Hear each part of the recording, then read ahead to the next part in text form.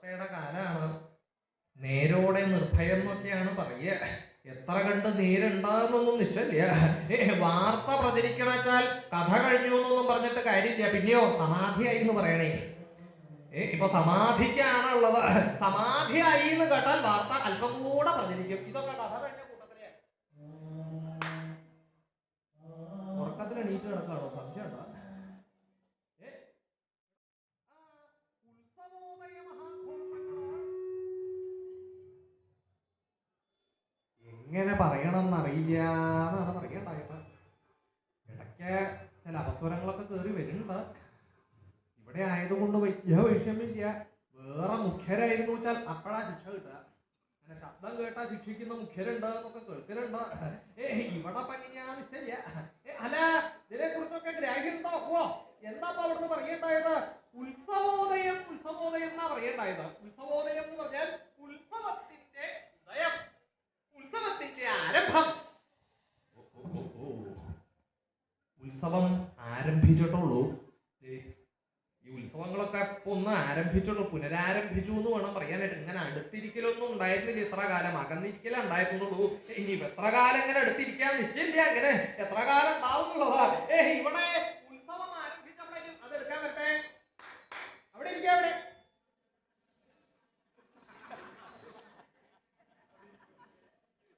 ഇതുള്ളത് കൊണ്ട്, കയ്യിലുള്ള ആ സാമഗ്രി കൊണ്ട് സ്വസ്ഥതയില്ല എന്ന് വേണം പറയേണ്ടത്. ആദ്യം ഇത് എടുത്തു വയ്ക്കും. ഇതിന് മുൻപ് ഇങ്ങനെയൊന്നും കേട്ടിട്ടുണ്ടോ? അവിടെ എന്താ പറഞ്ഞത്? ഉത്സവോദയ മഹാഘോഷങ്ങളെ കുറിച്ചാ പറയേണ്ടായത്. എവിടത്തെ ഉത്സവത്തിന്റെ വിശേഷങ്ങളാ പറയേണ്ടായത്?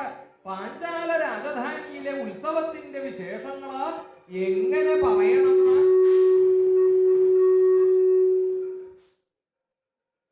അപകടം കൂടിക്കൂടി വരികയാണോ? ആദ്യം എത്ര ഉണ്ടായിട്ടില്ലാട്ടോ. അപ്പോ പറഞ്ഞു വന്നപ്പോൾ അത് എങ്ങനെ പറയണമെന്ന് അറിയില്ല എന്നാ പറയണ്ടായിരുന്നേ. എത്ര ഭക്തി ആയിക്കൊള്ളട്ടെ, പാഞ്ചാലി സ്വയംവരത്തിന്റെ വിശേഷങ്ങൾ പറയാനായിട്ട് പുറപ്പെട്ടാൽ വാക്കിന് ദൗർലഭ്യാണ്. വാഗ്മികൾക്ക് ഇപ്പൊ ഒരു ക്ഷാമല്ലേ. അവിടെ ഒന്ന് സന്ധ്യ നേരായി കഴിഞ്ഞാൽ ഓരോ ചർച്ച എന്ന് പറഞ്ഞ ഓരോരുത്തരെ കൊണ്ടിരുത്ത പതിവുണ്ട്. കാണണ്ടായില്ലേ? വാഗ്മികളാണെന്നാണ് അവരെ കുറിച്ച് പറയുക. അവരാദ്യം പറഞ്ഞു കൊടുക്കുന്നത് ഒരു വിഷയമായിരിക്കും, പറഞ്ഞ് അവസാനിക്കുമ്പോ മറ്റൊരു വിഷയമായിരിക്കും. എന്താ പിന്നെ പറയണമെന്ന് അവർക്ക് തന്നെ നിശ്ചയമുണ്ടാവില്ല. അങ്ങനെ കുറെ പേരെ പിടിച്ചിരുത്തല് പതിവുണ്ട് അതിന്റെ അകത്ത്. ഇവിടെ ആര് പുറപ്പെട്ടാലും വാക്യം ദൗർലഭ്യ എന്നാ പറയണ്ടായത്. അതെന്താ എന്താ അത്ര ദൗർലഭ്യമാവാനായിട്ട്? അതിനെ കുറിച്ച് ഗ്രാഹ്യമില്ലാഞ്ഞിട്ടാണോ? പിന്നെയോ അതിന്റെ മനോഹാരിത എങ്ങനെ പറയണം എന്നറിയില്ല. അത്ര കേമാണ് പാഞ്ചാല രാജധാനിയില്. എന്താ രാജധാനിയിൽ എത്ര കേമായിട്ടാന്ന് ചോദിക്കുകയാണെങ്കിൽ ആ സുന്ദരിയായിരിക്കുന്ന പാഞ്ചാലിയുടെ സ്വയംവരം അത് ഒരു ഉത്സവമായിട്ട് ആഘോഷിക്കണം എന്നാ മഹാരാജാവ് കരുതുണ്ടാക്കുന്നത്. പാഞ്ചാല മഹാരാജാവ് അതിപ്പോ എല്ലാവർക്കും മോഹം ഉണ്ടാവും. ഏതൊരല്പം ആഗ്രഹം ഉണ്ടാവുന്ന സ്വന്തം പുത്രന്റെയോ പുത്രിയുടെയോ വിവാഹം നടത്തുകയാണ് വെച്ചാൽ അല്പം കേമായിട്ട് തന്നെ വേണം. അത് ഉത്സവമായിട്ട് തന്നെ വേണം. വേണമെച്ചാൽ അല്പ ദിവസം കൂടി നിന്നാലും വിഷയമില്ല. അങ്ങനെ ചില യോഗ്യരുണ്ടായിരുന്നു. അവരുടെ വിവാഹമൊക്കെ, പുത്രന്റെയും പുത്രിയുടെ ഒക്കെ വിവാഹം ഇപ്പോഴും കഴിഞ്ഞിട്ടാണ് നമ്മൾ കേൾക്കണ്ടായിരിക്കുന്നത്. ആഘോഷം ഇങ്ങനെ നടന്നുകൊണ്ടിരിക്കുക. അങ്ങനെയൊക്കെ വേണമെന്നാണ് സ്വതേ കരുതലുള്ളത്. എന്നാ ഇവിടെ മഹാരാജാവ് അങ്ങനെ എല്ലാട്ടോ കരുതുണ്ടായത്. അതെന്താണ്? ഈ വേലി ഒരിക്കൽ മുടങ്ങുണ്ടായി. പാഞ്ചാലിയുടെ വിവാഹം ഒരിക്കൽ മുടങ്ങി. ഇനി മുടങ്ങരുത്. രാജ്യമെങ്ങും അറിഞ്ഞ ഗംഗേമായിട്ട് ആഘോഷിക്കണം എന്നാ കരുതണ്ടായിരുന്നത്. എന്താ അദ്ദേഹം അങ്ങനെ കരുതാൻ? പാഞ്ചാലിയുടെ സ്വയംവരം ഉത്സവമായിട്ട് മാത്രമല്ല ആഘോഷിക്കേണ്ടായത്, പിന്നെയോ അതൊരു പരീക്ഷയായിട്ട് കൂടിയാ. പരീക്ഷയോ? വിവാഹത്തിനും പരീക്ഷയോ? കഴിഞ്ഞതാണോ? വെളിയിലില്ല തോന്നുന്നുണ്ടായോ? ചിലർക്ക് അങ്ങനെ തോന്നല് പതിവുണ്ട്. വിവാഹത്തിന് മുൻപ് പരീക്ഷകൾ പതിവുണ്ടോ?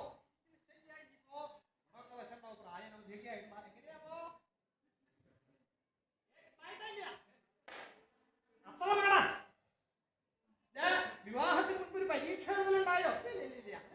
ഞാൻ അങ്ങേട്ടാ കേൾക്കുന്നത്. പരീക്ഷ ഇല്ലാത്തൊരു വിഭാഗം ഉണ്ടായിരുന്നു വെച്ചാൽ അത് വിവാഹം മാത്രം ഉണ്ടായിരുന്നുള്ളൂ. വേറെ എന്തിനും ഇപ്പൊ പരീക്ഷകളുണ്ട്. പ്രവേശന പരീക്ഷകള്, മുൻവാതിലൂടെയും പിൻവാതിലൂടെയും കയറുന്ന പരീക്ഷകളുണ്ട് കേട്ടോ. പിൻവാതിലൂടെയും കയറാന്നപ്പോ കേൾക്കണ്ടായിരുന്നു. എന്നാൽ ഇവിടെ അങ്ങനെ എഴുത്ത് പരീക്ഷയല്ല. പിന്നെയോ എങ്ങനെയാ സ്വതേ പരീക്ഷകൾ പതിവാ? എനിക്കൊരു പരീക്ഷ ആവരുത്. എന്താ അങ്ങനെ പ്രതിഷേധമായിട്ടാണെന്നാ തോന്നുന്നത്. അല്ല, പരീക്ഷകൾ എങ്ങനെയാ സ്വതേ പതിവ്? ഈ പരീക്ഷ എഴുതാണ്ടായിട്ടോ? എഴുതാണ്ടായിണ്ട. എങ്ങനെയാ പതിവ്? എങ്ങനെയാ പതിവ് എന്ന് ചോദിച്ചാൽ, പരീക്ഷയ്ക്ക് പോകും, പോയിട്ടോ ചോദ്യം കൈ കിട്ടും. കൈ കിട്ടിയ സംശയമില്ല, സമയം ഒട്ടും കളയില്ല, ഉത്തരം എവിടെയാണെന്ന് മേപ്പോട്ടേക്ക് വെക്കും. എങ്ങനെയാ പതിവ്? എങ്ങനെയാ പതിവ്? നീ എങ്ങനെയാ പതിവ്? ഞാൻ പരീക്ഷയ്ക്ക് പോകുന്നതിന് മുൻപായിട്ട് വേണ്ട മുന്നൊരുക്കങ്ങളൊക്കെ നടത്തും. എങ്ങനെയാണ്? വേണ്ട ഉത്തരങ്ങളൊക്കെ ശരീരത്തിന്റെ ഒരു ഭാഗത്ത് എഴുതി കൊണ്ടുപോകും, എന്നിട്ട് അവിടെ ചെന്നങ്ങോട്ട് പകർത്തുക. അങ്ങനെ ഉണ്ടാക്കണതാ. നീ എങ്ങനെയാ പരീക്ഷ പതിവ്? എനിക്ക് പരീക്ഷ എഴുതേണ്ട ആവശ്യമേ വരാറില്ല. എന്താ, പരീക്ഷ തുടങ്ങും ചോദ്യം ചോരാനായിട്ടാ. ഇത് രണ്ടും ഒപ്പാ നടക്കുക. പരീക്ഷ തുടങ്ങും, ചോദ്യം ചോരും. ഏതങ്ങനെയാ പതിവ്? ഇവിടെ എഴുത്തു പരീക്ഷയല്ല, പിന്നെയോ വീരപരീക്ഷയാ. വീരപരീക്ഷയോ? എന്താ ഈ വീരപരീക്ഷ എന്ന് പറഞ്ഞു കഴിഞ്ഞാൽ, ഇക്കൂട്ടത്തിൽ നിന്നും വീരനായിട്ടുള്ള ഒരു വിദ്വാനെ തെരഞ്ഞെടുക്കണം, ശക്തിയുള്ള ഒരാളെ തെരഞ്ഞെടുക്കണം. ഇതിനാട്ടോ അല്പം ശക്തി കൂടുതൽ, ഇതിന് അത്ര ശക്തി പോരാ. ഇതിന് അല്പം ശക്തി കൂടിയിട്ടുണ്ട്, ഇതിന് കാര്യമായിട്ട് കൊടുത്തിട്ടുണ്ടെന്ന് എനിക്ക് തോന്നുന്നു. ഇതിന് അത്ര കൂടെ കൊടുത്തിട്ടില്ല. അതെന്താ, ശക്തനായിട്ടുള്ള ഒരാളെ ഇക്കൂട്ടത്തിൽ നിന്ന് തെരഞ്ഞെടുക്കണേ. എങ്ങനെയാത്? വലുതായിട്ടുള്ളൊരു വില്ലുണ്ട്, ആ വില്ലിന്റെ തല വളച്ച് ഞാനും കൂട്ടിക്കെട്ടണം. അതിനുശേഷം ഇരിക്കുന്നതൊന്നും വിഷമില്ല, അവിടെ ശ്രദ്ധ വേണം കേട്ടോ. ഇരിക്കുന്നതിനൊന്നും വിഷയമില്ല. അവിടെ അങ്ങനെ ഇരുന്ന് കഴിഞ്ഞാൽ ഇവിടെ ഇങ്ങോട്ട് നോക്ക്, നിലത്തോട്ടൊക്കെ എല്ലാം നോക്കട്ടെ, ഇങ്ങോട്ട് നോക്കുക. അതാ ഒരു പക്ഷിരൂപം അങ്ങനെ തിരിയണ്ട, മുകളിലേക്ക് നോക്കുക.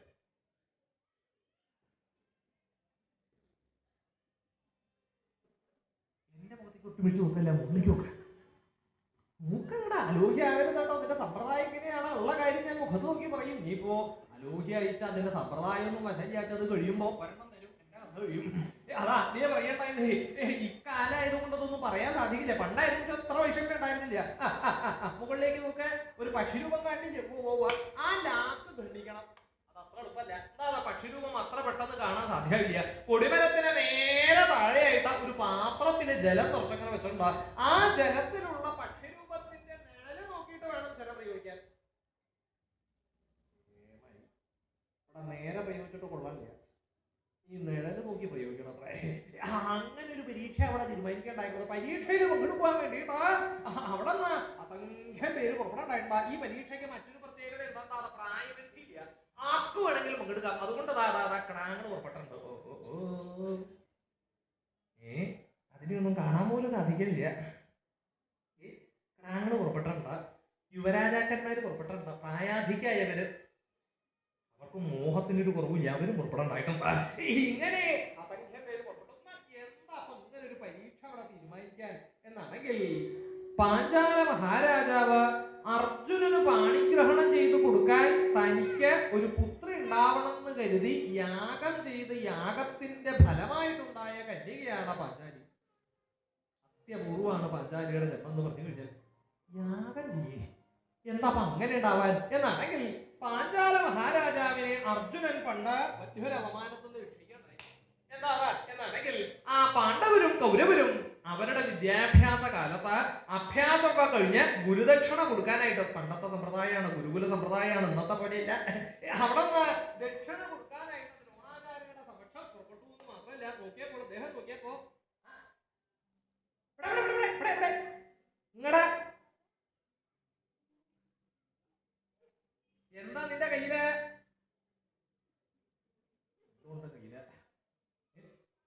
എന്താ കയ്യില? തരൂ, തരൂ ഇങ്ങട്, ഞാനല്ലേ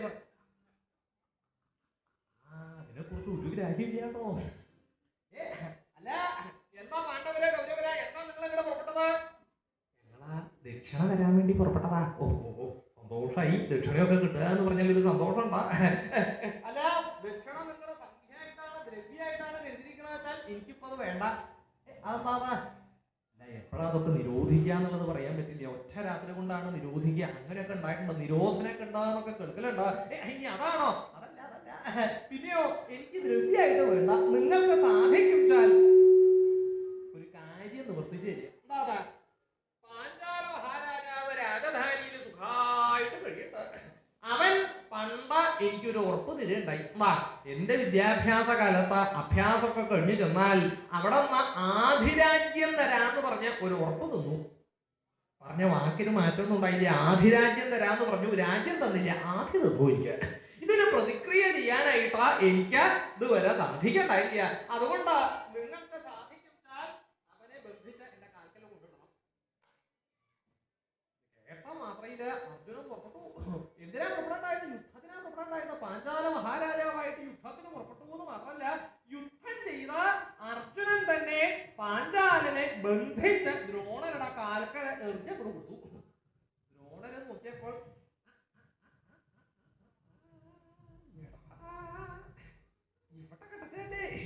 അനവധികാലത്തെ ദേഷ്യം കൊണ്ട് പാഞ്ചാലനെ ചവിട്ടാനായിട്ട് ദ്രോണരെ തന്റെ കാലെടുത്തു. ദ്രോണര് കാലെടുക്കണ കണ്ടതും അർജുനൻ സമീപത്തുണ്ട്. അർജുനൻ വാളെടുത്തു. വാളെടുത്തു എന്ന് മാത്രമല്ല, ദ്രോണരോട് പ്രകാരം പറഞ്ഞു, അല്ലേ ഗുരുനാഥൻ, അങ്ങ് പാഞ്ചാലനെ ചവിട്ടാനാണ് പുറപ്പാട് വെച്ചാൽ കാലി ഞാൻ വിട്ടു. എന്താ കാല് വെട്ടുന്ന? കാലൊന്ന് സൂക്ഷിക്കണോട്ടോ. ഇങ്ങനെ നീട്ടി വെച്ചിരിക്കുമ്പോഴേ ഒരു കുലുക്കമില്ലല്ലോ. തലയാട്ടാനല്ല പറഞ്ഞത്, കാല് വെട്ടുന്ന പറഞ്ഞതാ. അത് ഗുരുനാഥന്റെ കാല് വെട്ടി. അർജുന, എന്താ കാലം പോയൊരു പോക്ക? ഗുരുക്കന്മാരുടെ കാല് വിട്ട് കയ്യ് വെട്ടുന്ന കൂട്ടരുണ്ടെന്നൊക്കെ കേൾക്കലുണ്ട്. ഗുരുക്കന്മാരുടെ കയ്യ് വിട്ട് ഇവിടെ കാല് വിട്ടുണ്ടെന്നാ പറയണ്ടായതാ. എന്താ അർജുന അങ്ങനെ പറഞ്ഞതാ? അങ്ങ് തന്നെ എന്നെ പഠിപ്പിച്ചുള്ള പാഠാണ്. ആയുധമില്ലാതെ കാക്കല് രക്ഷയ്ക്ക് വന്നു കൂടിയാൽ ശത്രുവായാലും യുദ്ധത്തിന് പുറപ്പെടാൻ പാടില്ല. അത് യുദ്ധത്തിന്റെ നീതിക്ക് എതിരാ. അങ്ങ് പ്രവർത്തിക്കുന്നത് അധർമ്മമാണ്. അധർമ്മം പ്രവർത്തിക്കുന്നത് കണ്ടു നിൽക്കാനും പാടില്ല. ഇതും അങ്ങനെ പഠിപ്പിച്ചുള്ള പാഠാണ്. ഇനി അങ്ങ് അധർമ്മം പ്രവർത്തിക്കാനാണ് ഭാവച്ചാൽ കാലി ഞാൻ വിട്ടും.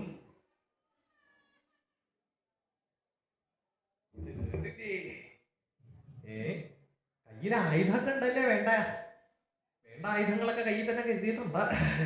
അവിടെ നിന്ന് അർജുനൻ ഇതങ്ങനെ പറഞ്ഞതും പാഞ്ചാല മഹാരാജാവിന് ഇത്ര ധൈര്യം ഇവന്. ദ്രോണരെ എതിർക്കണച്ചാൽ സാമാന്യം ധൈര്യം പോരാ. ഇവിടെ ദ്രോണരുടെ കാല് വിട്ടുന്ന പറയണ്ടായത്. അങ്ങനെയാണെങ്കിൽ ഇവനെ പോലെ ഒരു പുത്രൻ എനിക്ക് ജനിച്ചാൽ എനിക്ക് ശത്രുക്കൾ തന്നെ ഉണ്ടാവില്ല. തനിക്ക് ആകെ ഒരു ശത്രു ഉള്ളൂ, അത് ദ്രോണരാ. ആ ദ്രോണരുടെ കഥ കഴിക്കാനായിട്ട് അർജുനനെ പോലെ ഒരു പുത്രൻ എനിക്കുണ്ടായിരുന്നു എങ്കിൽ എന്ന് ഒരു നിമിഷം പാഞ്ചാല മഹാരാജാവ് ചിന്തിക്കാണ്ടായി. അതിനി സാധ്യമല്ല. അതുകൊണ്ട് തനിക്ക് ഒരു പുത്രി ജനിച്ചാൽ ആ പുത്രിയെ അർജുനന് കൊടുക്കാം എന്ന് തീരുമാനിച്ചിട്ട് അവിടെ നിന്ന് മഹർഷിമാരെയൊക്കെ വിളിച്ച് അനവധി കാല യാഗം ചെയ്തു. അങ്ങനെ യാഗത്തിന്റെ ഫലമായി അവസാനം ഹോമകുണ്ടത്തിൽ നിന്നും ഒരു കന്യക പതുക്കെ പ്രത്യക്ഷപ്പെട്ടു വരികയുണ്ടായി. അതാണ് ദാ പാഞ്ചാലി. ഇപ്പൊ ഹോമകുണ്ടത്തുനിന്ന് ബുദ്ധി വന്നതാ. അങ്ങനെ നേരെ അർജുനന് വാണിഗ്രഹണം ചെയ്ത് കൊടുക്കാനുണ്ടായത് അല്ല. ആ വിവാഹപ്രായമായതും അർജുനന് കൊടുക്കാന്ന് അങ്ങനെ തീരുമാനിച്ചു. പക്ഷേ പെട്ടെന്നാണ് ഒരു വാർത്ത ഇങ്ങനെ വ്യാപിച്ചത്. അതെ അറിഞ്ഞില്ലേ? എന്തറിഞ്ഞില്ലേന്ന്? കഥ കഴിഞ്ഞു. കഥ കഴിയേ, കഥ തുടങ്ങിയുള്ളൂ. അപ്പോഴേക്കും കഥ കഴിഞ്ഞു. ഈശ്വര, അത്ര കേമായിട്ടുണ്ടോ അവിടെ പ്രയോഗം? അത്ര കേമായിട്ടുണ്ടാവും ഞാൻ കരുതാണ്ടായി. ഇന്ന് അല്പം മൂർച്ഛിച്ചോന്ന, ശക്തി കൂടിയോന്ന് ഒരു സംശയം. ഇല്ല, സമയമായിട്ടില്ല. ഇവിടെ തുടങ്ങിയുള്ളൂ. അപ്പോഴേക്കും സമയം നോക്കല്ലോ. എന്തത്ര കാര്യമായിട്ട് സമയം നോക്കണതാ? അല്ല എടോ, സമയം കഴിഞ്ഞു എന്നാ കേട്ടതേ. ആരുടെ സമയം കഴിഞ്ഞു എന്നാ? പാണ്ഡവരുടെ. പാണ്ഡവരുടെ കഥ കഴിഞ്ഞു അത്രേ. അരക്കില്ലത്തിന് തീ പിടിച്ചു. പാണ്ഡവരുടെ കഥ കഴിഞ്ഞു. വാർത്ത അങ്ങോട്ട് പ്രചരിച്ചു. വാർത്തയുടെ കാലാണ്. നേരോടെ നിർഭയം എന്നൊക്കെയാണ് പറയുക. എത്ര കണ്ട് നേരുണ്ടാകുന്നൊന്നും നിശ്ചയില്ല.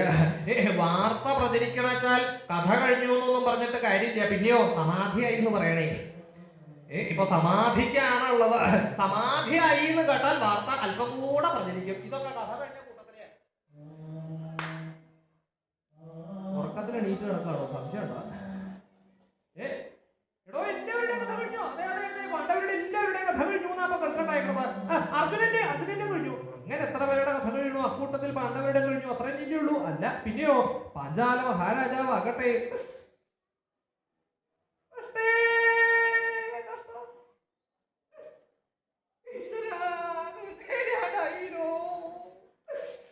അർജുനന് കൊടുക്കാൻ സാധിച്ചില്ലാലോ.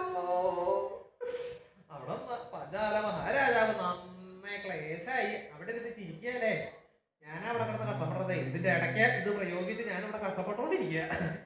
പഞ്ചാല മഹാരാജാവ് ആകട്ടെ നന്നേ ക്ലേശമുണ്ട്. അതാണത് മുഖം പോലും മനസ്സിലാവില്ല അവിടുന്ന്. എന്താ ശിരസിൽ ഓരോന്നൊക്കെ എടുത്ത് ധരിച്ചിട്ടുണ്ട്. ക്ലേശം കൊണ്ടാണ്, മനസ്സിൽ നന്നേ ക്ലേശമുണ്ട്. എന്താ ചെയ്യേണ്ടതെന്നായി അർജുനന് കൊടുക്കാനും സാധിച്ചില്ല. എന്നാൽ അർജുനനേക്കാൾ യോഗ്യനായിരിക്കുന്ന ഒരാൾക്ക് വേണം തന്റെ പുത്രിയെ പാണിഗ്രഹണം ചെയ്ത് കൊടുക്കാനായിട്ട്. അതിനു വേണ്ടിയിട്ടാണ് ഇവിടെ ഒരു പരീക്ഷ തീരുമാനിച്ചു എന്ന് പറയേണ്ടത്. പരീക്ഷ എന്ന് പറയുമ്പോൾ വീരപരീക്ഷ. അർജുനന് മാത്രം എടുക്കാൻ സാധിക്കുന്നതായിട്ടുള്ള ഒരു വില്ലുണ്ട്. ആ വില്ല് എടുത്തു നിർത്തുന്നത് ആരാണോ അദ്ദേഹത്തിന് അതിസുന്ദരിയായിരിക്കുന്ന പാഞ്ചാലിയെ പാണിഗ്രഹണം ചെയ്ത് കൊടുക്കാം. ഇങ്ങനെ ഒരു പരീക്ഷയാണ് അവിടെ തീരുമാനിക്കേണ്ടത്. ആ പരീക്ഷയിൽ പങ്കെടുക്കാൻ വേണ്ടി പലരും പുറപ്പെട്ടു. എന്നാൽ പാഞ്ചാല മഹാരാജാവ് ആലോചിച്ചപ്പോൾ ഇത് ഒരിക്കൽ മുടങ്ങി. ഇനി ഇത് മുടങ്ങരുത്. അതുകൊണ്ട് എല്ലാവരും അത് തന്നെ വേണമെന്ന് തീരുമാനിച്ചപ്പോ ഇതാ ഒരു ഉത്സവമായിട്ട് ആഘോഷിക്കാനായിട്ട് തീരുമാനിച്ചു. ഉത്സവം എന്ന് പറയുമ്പോൾ പഞ്ചേന്ദ്രിയങ്ങൾക്കും ആസ്വദിക്കാൻ പറ്റിയതായ വിഭവങ്ങളില്ലാത്ത ഉത്സവം ആവില്ല. ഘ്രാണേന്ദ്രിയം, ശ്രവണേന്ദ്രിയം, സ്പർശനേന്ദ്രിയം, ദർശനേന്ദ്രിയം, രസനേന്ദ്രിയം, ഇങ്ങനെ എല്ലാ ഇന്ദ്രിയങ്ങൾക്കും ആസ്വദിക്കാൻ പറ്റിയതായ വിഭവങ്ങളാണ് രാജധാനിയിലെ മഹാരാജാവ് ഒരുക്കിയിരിക്കുന്നത്. അത് ഏത് പ്രകാരമാണ് എന്നാണെങ്കിലോ, ഭേരി